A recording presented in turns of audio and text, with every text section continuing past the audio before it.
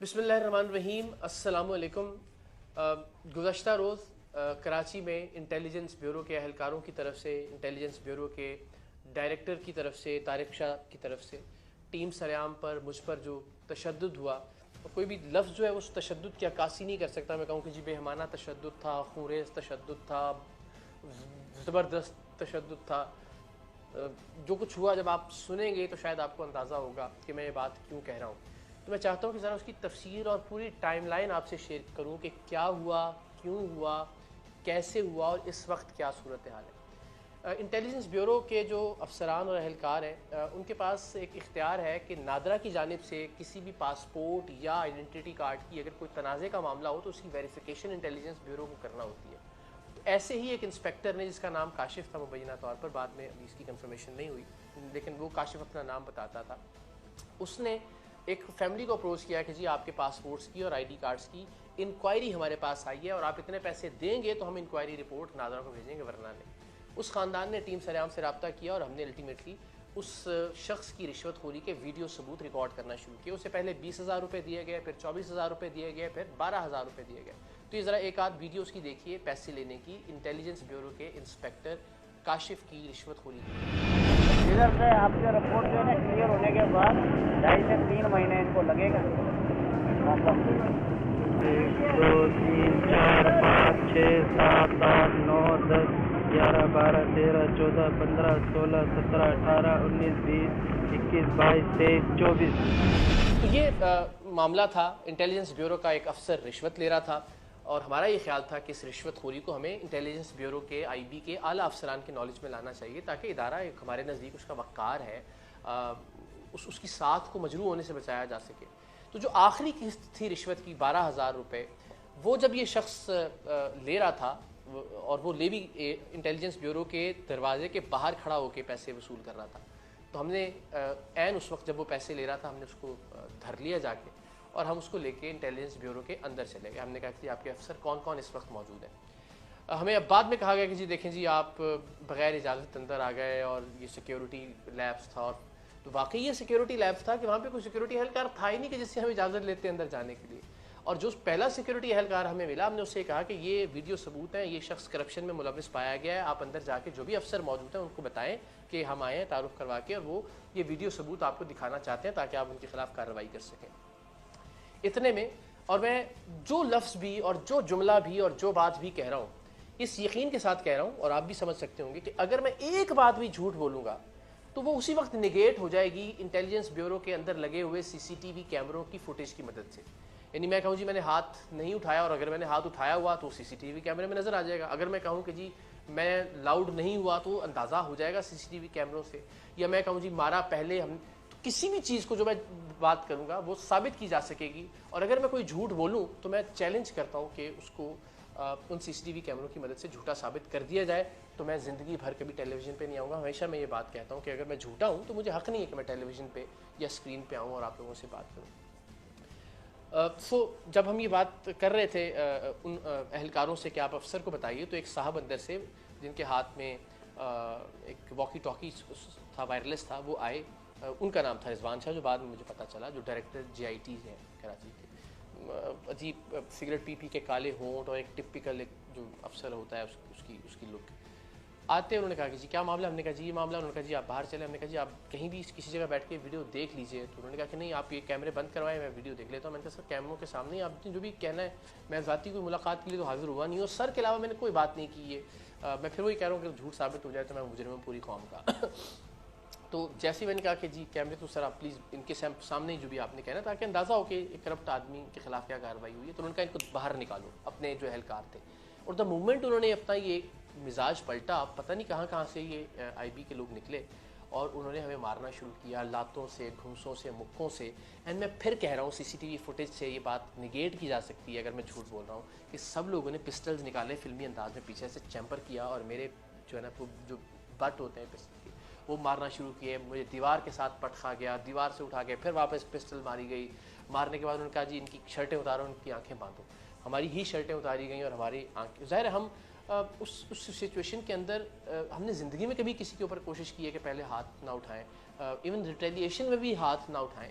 और मेरी तो कोशिश ये थी कि मैं इन लोगों को ज़रा इंगेज रखूँ सो दैट हमारे कैमरे किसी तरह से जो है वो भाग सके, कोई कैमरामैन कोई फुटेज लेके शायद किसी तरह से कुछ बच जाए और मैं मार भले खाता रहूँ थोड़ी देर। लेकिन ऐसा हो नहीं सका, उन्होंने मुकम्मल तौर पे घेराव किया, हमारी कमीज़ें उतारी गई, बांधी गई और बांधने के बाद हमें एक टॉर्चर सेल में ले जाया गया। वहाँ पिस्टल रख के हमारी टीम, जो टीम सरेआम के नुमाइंदे हैं, उनके ऊपर कहा गया मुझे कि आप कपड़े उतारें। मैंने कहा आप देखें ये ज़्यादती आप ना करें, लेकिन उनका गोली मार देंगे आपके नुमाइंदों को अगर आपकी काम नहीं करेंगे। मैंने कहा जी ठीक है आप कीजिए। और दिल में ज़ाहिर अल्लाह ताला की ज़ात जानती थी, मुझे भी था कि मैं कोई अपने किसी ज़ाती काम के लिए तो इस तज़लील से नहीं गुजर रहा हूँ। अगर इस तज़हीक और तज़लील से, जो कि उनके नज़दीक तज़हीक और तज़लील थी, मेरे नज़दीक तो ये एक एज़ाज़, एक फ़ख्र, एक एवॉर्ड, एक तमगा है कि मुल्क की खिदमत के जज्बे के तहत अगर आपको बरहना किया जा रहा है और आपकी वीडियो बनाई जा रही है तो मेरे लिए तो ये काबिल कबूल है। और मुझे इस पर कोई नदामत या शर्मिंदगी नहीं है। मैं बहुत फ़ख्र के साथ इस बात का ऐलान कर रहा हूँ और आप सबसे शेयर भी कर रहा हूँ। तो मुझे मेरे कपड़े उतारे गए, मेरी वीडियो बनाई गई मुख्तलिफ़ ज़ावियों से, यानी अपने नज़दीक को मेरी तज़लील कर रहे थे मेरी टीम के सामने। और उस सूरत में कि जब खून मुस्तकिल बह रहा था चेहरे से और इतनी इंसानियत नहीं थी कि आपको जो फर्स्ट एड दे दी जाती, कोई मेडिकल एड दी जाती। हमारा एक मेंबर मेरे सामने मछली की तरह तड़पते तड़पते तकरीबन हमें लग रहा था कि मर जाएगा, और हम सब जानते थे कि उसको गुर्दे का मरज़ है, गुर्दे की पथरी का, और उसको वो सिर्फ एक दरख्वास्त कर रहा था कि मुझे पेन किलर लगवा दें, और वो कह रहे थे कि ड्रामा कर रहा है, उससे और मारा जा रहा था उस तकलीफ़ के ऊपर। फिर सबको करंट लगाए गए, सबको बरहना करके, और दो जो हमारे नुमाइंदे हैं उनके मखसूस आज़ा पे वो जो करंट वाली मशीन है वो लगाई गई, जो अभी तक ब्लीड कर रहे हैं, इस वक्त भी खून निकल रहा है उनके मखसूस आज़ा से, नाजुक आज़ा से। इतनी बर्बरियत, इतनी वहशत। अगर हमने कुछ गलत किया था, एक लम्हे के लिए फ़र्ज़ कर लिया जाए, तो हम पे मुकदमा दर्ज किया जा सकता था, हमें अरेस्ट किया जा सकता था, हमारे कैमरों को जो है वो कन्फिस्केट किया जा सकता था। लेकिन ये जो ज़ाती इनाद था कि ये हमारी बादशाहत के ऊपर सवाल या हमारी करप्शन के ऊपर सवाल, और वो जो करप्शन करने वाला शख्स जिसको हम पकड़ के अंदर लेकर गए थे वो सबका सरगना बना हुआ था। इसको मारो, ये वीडियो बना रहा था मेरी, इसको मारो, इसने मेरे साथ डील की थी, इसको मारो, इसके पास मेरा कार्ड है। बाहर से जाके हमारे ड्राइवर्स तक को वो आदमी लेके आया, यानी उसके खिलाफ टके की कार्रवाई नहीं हो रही। और जो लोग उसकी करप्शन की निशानदही कर रहे हैं उनको नंगा करके, बरहना करके, इलेक्ट्रिक शॉक्स लगाए जा रहे हैं, पिस्टल के बट मारे जा रहे हैं, उनके ऊपर चैम्बर की जा रही हैं पिस्टलें, वो लहू लुहान है, खून से लबरेज हैं, और कोई मेडिकल एड उनको फराहम नहीं की जा रही। तो ये सारा कुछ होता रहा। लेकिन आप ये ज़रा तसव्वुर कीजिए कि ये एक दिन में तो माइंड सेट नहीं बना होगा ना। ऐसा तो नहीं होगा कि अचानक से उनको गुस्सा आया और चले अचानक गुस्सा 4-5 मिनट है, थप्पड़ मारा, आपने गोली भी मार दी, तो चंद सेकंड का इश्तियाल होता है। ये 3-4 घंटे जो था, ये एक उस फ़िरौनियत की अलामत था, जो फ़िरौनियत रिजवान शाह में और उसके जो जितने बाकी जो कारिंदे थे आईबी के, उनमें पिछले कई बरसों से, कई दिहाइयों से वो पैदा हुई होगी। कितने मजलूमों को इस तरह ला के बांधा गया होगा, कितने मजलूमों को इस तरह से उनकी आंखों पे पट्टियां बांध के नंगा किया गया होगा, कितने मजलूमों की वीडियो बनाई गई होगी। किसी ने कोई गुनाह किया होगा, किसी ने नहीं किया होगा, लेकिन कितने लोगों की वीडियो बना के उनको ब्लैकमेल किया गया होगा कि बाहर जाके अगर ये कहा या इतने पैसे ना दिए तो तुम्हारी वीडियो मंजर आम पर आ जाएगी। मैंने तो चले हिम्मत की आके आप सबसे ये चीज़ शेयर कर ली अगेन, क्योंकि मेरा पर्सनल कोई एजेंडा नहीं था, मुझे कोई पर्सनल शर्मिंदगी नहीं है इसके ऊपर। तो आप सोचिए कि कितने बरसों से ये काम होता आया होगा, तब उसको इतना एतमाद और कॉन्फिडेंस हासिल हुआ होगा तारिक शाह और उसकी टीम को, कि वो एक मीडिया का नुमाइंदा जिसको पता है कि छोटा मोटा बाहर जाके चीखेगा, चिल्लाएगा, कोई आवाज़ उठाएगा, उससे भी कोई घबराए नहीं, उसको भी उन्होंने अपने बदतरीन तशद्दुद का निशाना बनाया। एंड अल्टीमेटली खुशी की बात यह है कि अल्लाह ताला ज़िंदगी और तंदुरुस्ती दे हमारे ARY नेटवर्क के CEO सदर सलमान इकबाल साहब को।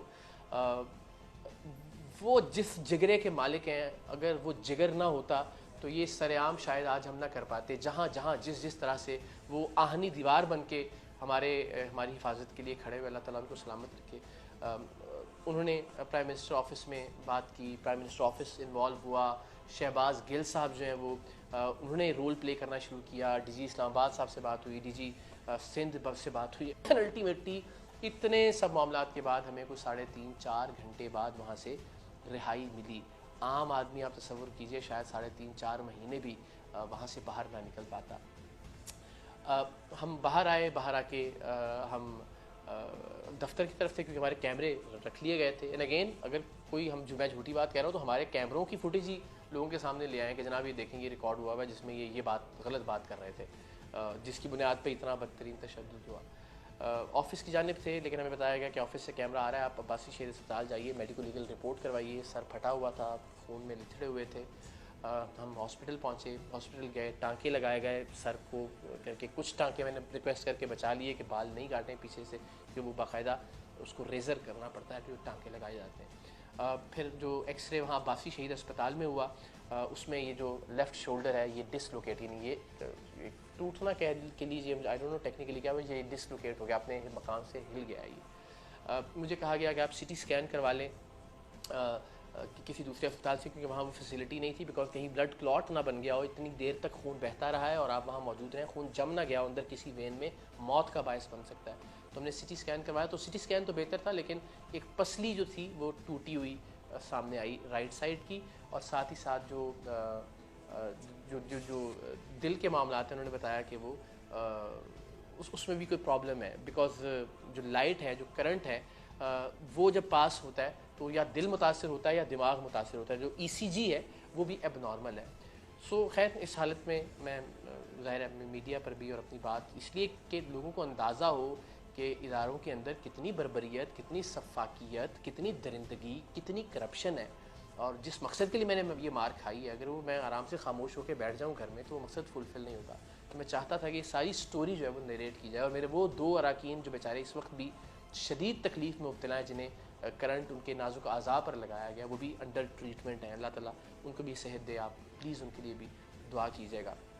सो इस सारी कैफियत से गुज़र रहे हैं, मगर इत्मीनान ये है, सुकून ये है कि अल्हम्दुलिल्लाह एक नेक नियति के साथ, एक नेक मकसद के लिए ये सब कुछ बर्दाश्त किया है। मेरी टीम भी अल्हम्दुलिल्लाह फ़ख्र महसूस कर रही है, कहीं पे भी हमने मायूसी, शर्मिंदगी या नदामत नहीं देखी इस सारे प्रोसेस में, और हमने देखा कि एक प्राइड है जो हर एक की आंखों में नज़र आ रहा है। ज़ाहिर है तकलीफ़ है, दर्द है, दुख है, अपना इदारा है हमारा, मगर अनफॉर्चुनेटली असल चेहरा हमारे सामने आया, और हमारे तवस्सुत से पूरी कौम के सामने आया। वज़ीर-ए-आज़म पाकिस्तान, मैं बहुत नाक़िद हूँ मौजूदा हुकूमत का, आप सब जानते होंगे, आप ट्वीट्स भी देखते होंगे, लेकिन इस मामले में इससे पहले अगर हमने कुछ ऐसा किया तो हमेशा हम पे उल्टी FIR हो जाती थी। तो इस बार कम से कम ये हुआ कि 19वें ग्रेड का डायरेक्टर मुअत्तल ज़रूर हुआ। FIR अगर होगी भी तो वल्लाह आलम, शायद पता नहीं बेल हो जाएगी या कुछ स्टे आ जाएगा या अपने इदारे के लोग उनको बचा लेंगे। मगर एक बात मैं ज़रूर कहना चाहता हूँ कि हम सब की ज़िंदगियाँ अब से असल ख़तरे में पड़ी हैं। ज़ाहिर है वो कहते हैं ना, ज़ख्मी शेर ज़्यादा ख़तरनाक होता है, तो शेर तो खैर वो नहीं कहा जा सकता उनको, हाँ जानवर ज़रूर थे, दरिंदे ज़रूर थे, भेड़िए ज़रूर थे, लेकिन वो चूँकि अब ज़ख्मी हो गए तो और ज़्यादा तड़प रहे हैं। और यकीनन जो उस वक्त नहीं कतराए पिस्टल हम पर लोड करने से, जो हमारी लोकेशंस निकाल सकते हैं, जो हमारी फ़ोन कॉल्स की रिकॉर्डिंग्स कर सकते हैं, एजेंसी है ज़ाहिर है, तो मेरी टीम की ज़िंदगियाँ सही मानों में अब ख़तरे में पड़ी हैं। रिजवान शाह के मुअत्तल होने के बाद और उनके बाकी लोगों के मुअत्तल होने के बाद, तो वो जो IB के एहलकारों का, जो अब आप सोचिए जब हमने कुछ नहीं किया था, सिर्फ उनके एक एहलकार की करप्शन पकड़ी थी, तब कितना गुस्सा था।